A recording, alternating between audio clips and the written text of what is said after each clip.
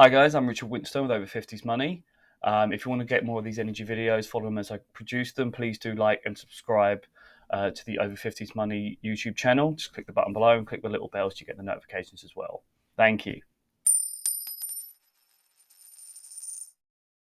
One other thing I wanted to point out that Ofgem do, and I mentioned this in one of my previous videos, so I thought it might be worthwhile talking to you about it here and showing you an example, is whilst they categorize all of the elements of the price cap, each element is made up of different formulas, and some of them can be a bit sneaky.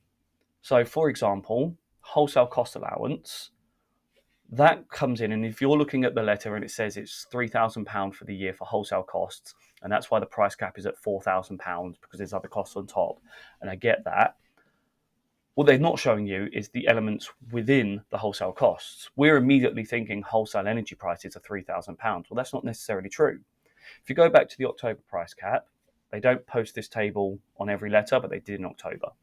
In October, the price cap was £2,400, but they also posted this table.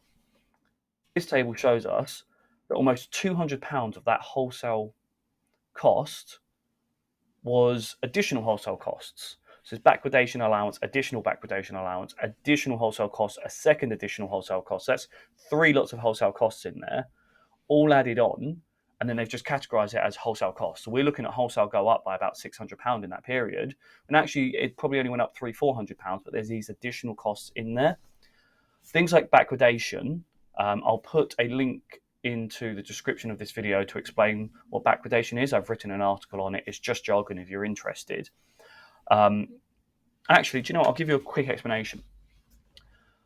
Electricity prices change every half hour, but the price cap is set for 3 months.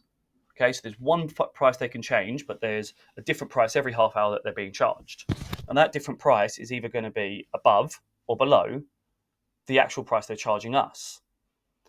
If it is below, then they've got a little benefit. The energy suppliers have a benefit. They're being charged less than what they can charge us. That's good for them, and that's called contango. If it's above, then they've got an extra cost. They're paying more for wholesale than they can charge us. That's called backwardation. Okay? Now, obviously, at the start of the crisis, there was nothing but backwardation. Usually, on a normal year, they just balance out and Ofgem do nothing with it. They're like, do you know what? At a point you had contango, at a point you had backwardation. It levels out across the year, don't worry. But during the energy crisis, they just had backwardation. This backwardation is now being given back to them. So Ofgem's adding an allowance, and as you can see there, it's what, £149 as part of that price cap period.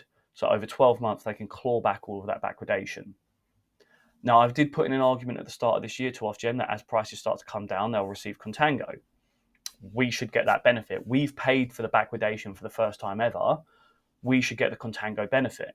They did assure me there are built-in mechanisms, but I haven't seen anything in the letters that they've posted about these price caps over the last 2 periods. So I will be going back to them and asking, when are we getting our contango? Because we should have lower bills. Because we paid the backwardation, we shouldn't be paying for the contango as well. Sorry, I know that was a lot of random jargon, but effectively, that's what that is. And that gets added into the wholesale cost allowance. So whenever we see things like wholesale costs in the table for the price cap, there's actually a bunch of other stuff in there from previous price cap periods that they've added on, and they're saying it's wholesale costs, but it's not current wholesale costs. It's just an easier way for them to simplify what they're doing, and they've gone, that technically it's paying back wholesale costs from last year or the year before, so it's wholesale costs, we'll put it in the wholesale cost bracket. But I think that's quite slightly misleading. I don't think it's a lie. I think it is slightly misleading because we'll look at that and say, well, the wholesale cost they're expecting for this price cap period is £2,000. It's not. It's £1,500, but we're paying back £500 of old wholesale costs. Please let me know if you have any questions in the comments below, or you can email me, richard@over50smoney.com. Thanks, guys.